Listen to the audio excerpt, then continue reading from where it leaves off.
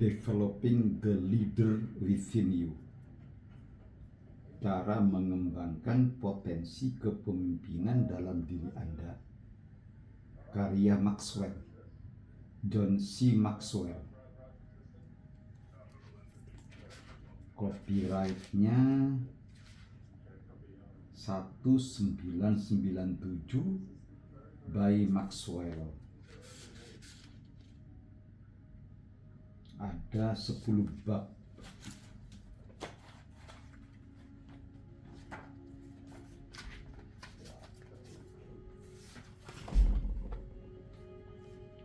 Halaman 61 bab 4.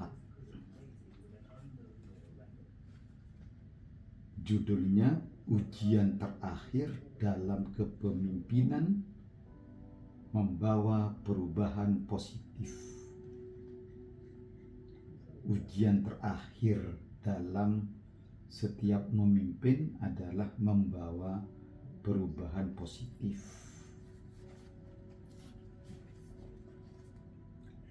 Ubahlah pemimpinnya, maka berubah pula organisasinya. Segala sesuatu ditentukan oleh kepemimpinan. Akan tetapi saya menyadari bahwa mengubah pemimpin bukanlah hal yang mudah. Bahkan saya sadar para pemimpin pun menolak perubahan seperti yang dilakukan pengikut mereka. Hasilnya bagaimana? Pemimpin yang tidak berubah menyebabkan organisasinya juga tidak akan berubah. Orang melakukan apa yang mereka lihat. Perhatikanlah bahwa ada 12 masalah yang dialami pemimpin.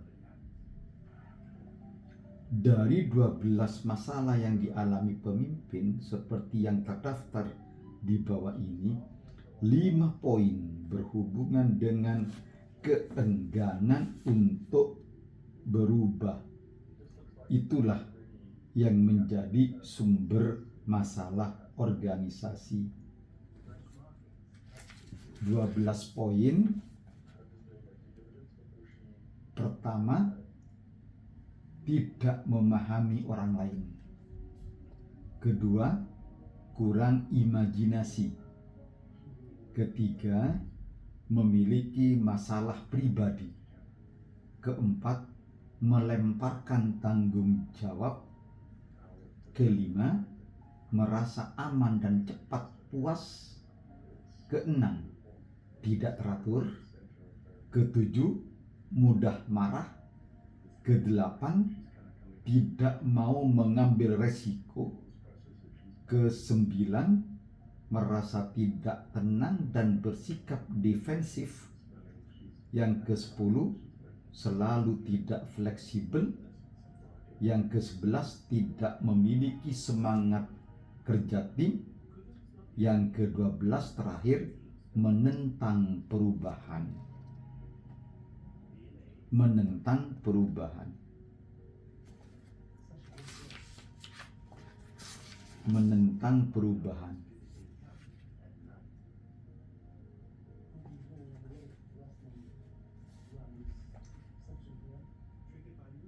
Seharusnya pemimpin sebagai agen perubahan. Begitu pemimpin berubah secara pribadi dan mampu membedakan antara perubahan yang merombak segalanya dan perubahan yang dibutuhkan, pemimpin harus menjadi seorang agen perubahan. Di dunia yang penuh dengan perubahan yang serba cepat dan tidak berkesinambungan ini, pemimpin harus berada di depan untuk mendorong perubahan dan pertumbuhan, serta menunjukkan cara melakukannya.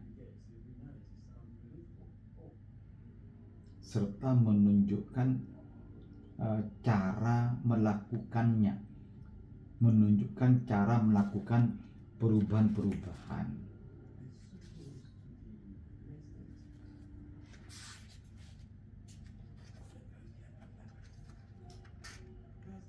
Kenapa orang menolak perubahan? Kenapa orang menolak perubahan? Ada sejumlah alasan yang membuat kebanyakan dari kita menolak perubahan. Ada sejumlah alasan yang membuat kebanyakan dari kita menolak perubahan. Kebanyakan dari kita menolak perubahan. Yang pertama, kita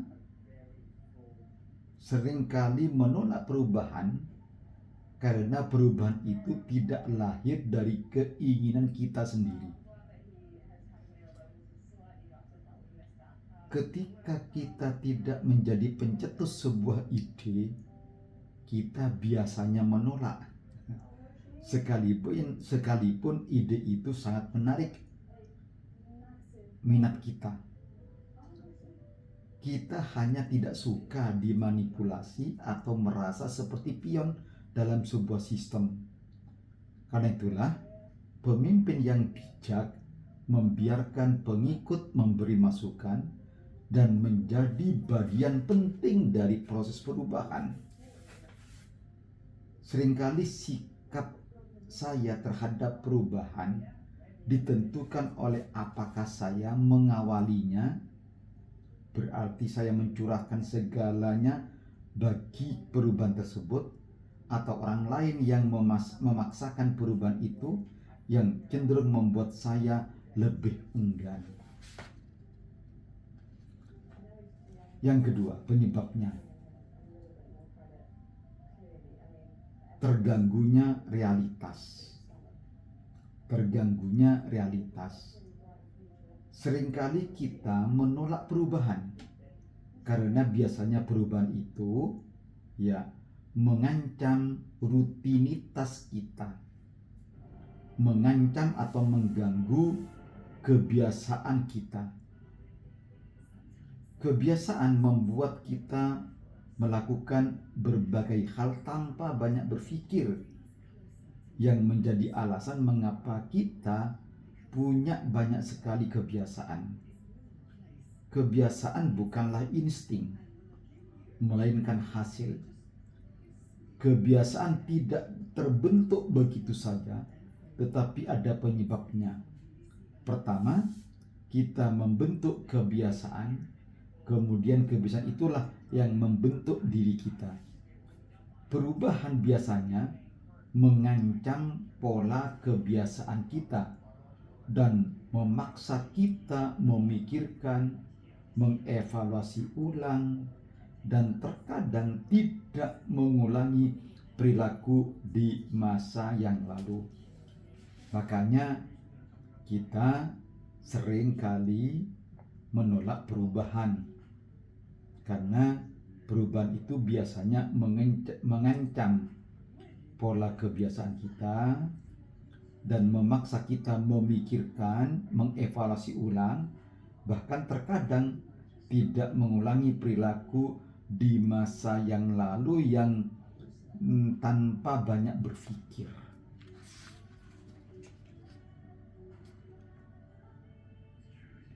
Ketiga, perubahan menciptakan ketakutan akan hal-hal yang tidak diketahui. Jadi kita ini biasanya menolak perubahan. Karena apa? Karena ketakutan. Ketakutan akan hal-hal yang tidak diketahui. Perubahan menciptakan ketakutan akan hal-hal yang tidak diketahui. Perubahan berarti berlayar mengarungi lautan yang tidak tergambar dalam peta. Dan ini memunculkan perasaan tidak aman dalam diri kita. Karena itu banyak orang lebih nyaman bertahan dengan masa lama daripada mencari solusi baru atau daripada melakukan perubahan-perubahan. Sebagian orang menerima perubahan selama perubahan itu membuat mereka nyaman dan tidak perlu berpikir keras, tidak perlu repot-repot, tidak perlu bekerja keras, tidak perlu mengeluarkan biaya apapun. Penyebab yang keempat, yaitu tujuan perubahan tidak jelas. Nah, biasanya seseorang itu menolak perubahan karena tidak jelasnya tujuan perubahan tersebut. Karyawan menolak perubahan ketika mereka mendengarkan dari sumber kedua. Semakin lama waktu yang dibutuhkan karyawan untuk mendengar keputusan yang sudah diambil dan semakin jauh perubahan yang diinginkan pembuat keputusan, semakin kuat pula penolakan yang akan didapatkan perubahan itu. Itulah sebabnya keputusan harus dibuat di level paling rendah yang memungkinkan. Pembuat keputusan karena kedekatannya dengan masalah tersebut akan membuat keputusan yang lebih baik, dan mereka yang paling terkena dampak dari keputusan itu akan cepat mengetahui dari sumber yang dekat dengan mereka dan masalahnya.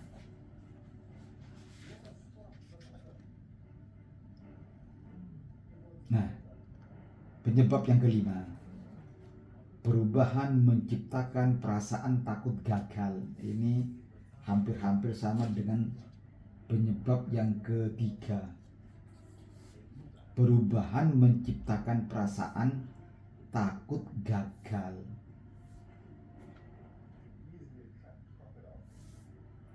Terlalu banyak orang karena takut gagal justru berpegang teguh pada apapun yang membuat mereka merasa nyaman dan terus menolak adanya perubahan-perubahan.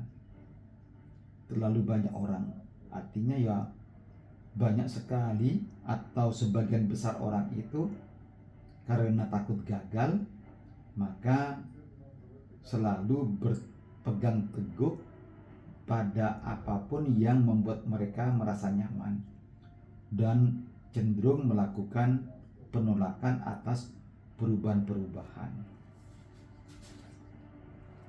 Ini yang kelima.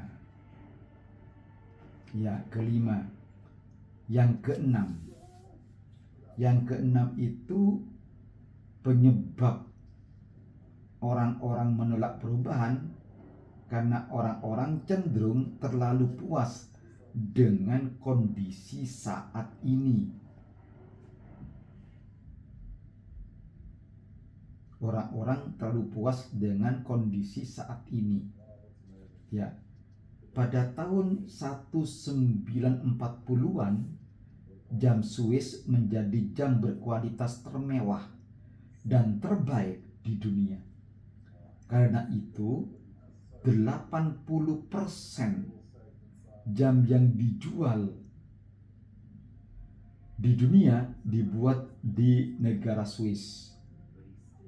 Namun di akhir tahun 50-an, jam digital disajikan di hadapan para pemimpin perusahaan jam Swiss.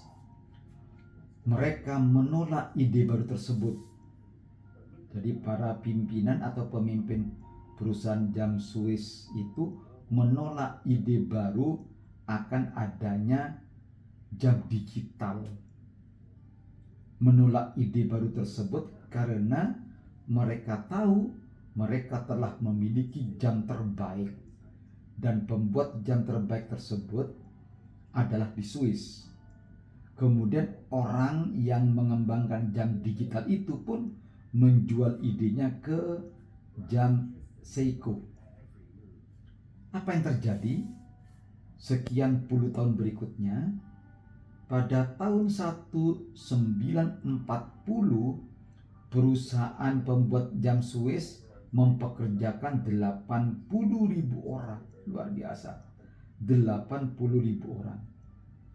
Saat ini mereka hanya mempekerjakan 18.000 orang. Berarti banyak yang diberhentikan. Ya, banyak yang diberhentikan. Karena dulunya pada tahun 1940 perusahaan-perusahaan pembuat jam Suez mempekerjakan 80.000 dan sekarang hanya tersisa 18.000 orang. Pada tahun 1940, 80% jam dijual di dunia dibuat di Swiss.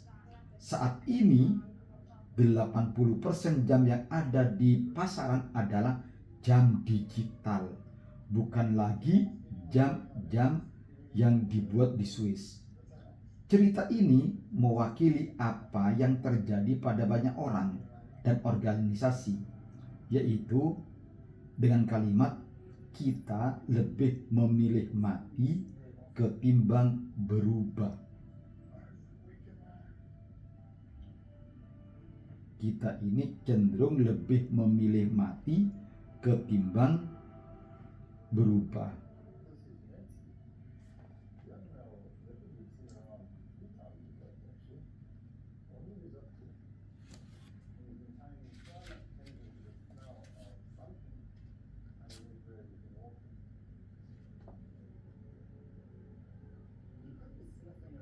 Banyak sekali perubahan-perubahan. Nah, ini ada banyak sekali penyebab mengapa kita ini cenderung menolak perubahan. Banyak sekali.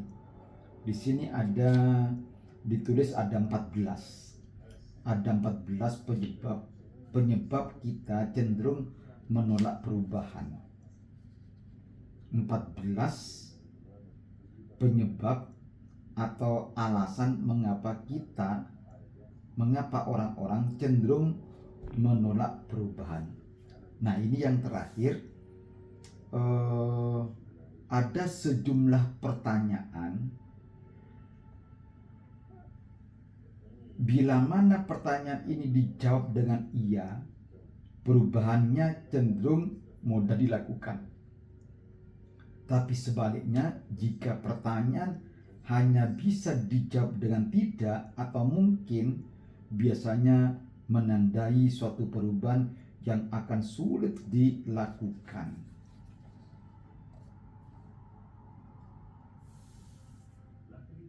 Yang pertama, pertanyaannya adalah, akankah perubahan ini menguntungkan pengikut? Jika jawabannya iya, maka perubahan akan mudah terlaksana, sukses, karena perubahan menguntungkan pengikut. Yang kedua adalah, apakah perubahan ini sesuai dengan tujuan organisasi? Andai kata sesuai dengan tujuan organisasi atau iya jawabannya, maka insya Allah perubahan akan sukses. Yang ketiga, apakah perubahan ini spesifik dan jelas? Jika jawabannya iya, artinya perubahan yang digagas itu spesifik, operasional, jelas bagi pengikut, maka insya Allah perubahan akan mudah dilaksanakan, mudah dilakukan, karena didukung oleh para pengikut. Mengapa pengikut itu mendukung? Karena perubahannya amat sangat spesifik, operasional, dan jelas. Yang keempat, pertanyaannya, apakah 20% orang berpengaruh teratas akan membantu mensukseskan perubahan ini? Jika jawabannya iya, artinya kita memiliki 20% orang berpengaruh teratas itu, maka insya Allah perubahan-perubahan yang kita canangkan akan di backup oleh 20% orang berpengaruh teratas tersebut dan jadinya sukses dalam melakukan perubahan-perubahan. Yang kelima, apakah mungkin menguji perubahan ini terlebih dahulu sebelum berkomitmen total terhadapnya? Jika iya, ya sukses. Jika tidak, jawabannya tidak akan sukses atau mengalami hambatan, ya, atau mengalami kesulitan. Yang keenam, pertanyaannya adalah apakah sumber daya manusia, keuangan, dan prasarananya tersedia untuk membuat perubahan ini? Kalau jawabannya iya, artinya cukup ada sumber daya manusia, ada SDM-nya, anggarannya tersedia, sarprasnya juga mendukung, maka insya Allah perubahan bisa sukses, bisa terlaksana. Ya, banyak lagi pertanyaan-pertanyaan di sini. Nah, yang terakhir ini, apakah waktunya tepat? Ya, apakah waktunya tepat? Andai kata perubahan yang kita canangkan waktunya tepat secara kontekstual, maka insya Allah perubahan akan banyak yang mendukung dan insya Allah perubahan akan terlaksana dengan baik jika waktunya tepat. Tapi kalau waktunya tidak tepat, maka sebaiknya ditunda dulu untuk melakukan perubahan-perubahan. Sebab kalau tidak tepat waktunya, cenderung akan banyak terjadi penolakan-penolakan atas perubahan yang kita canangkan.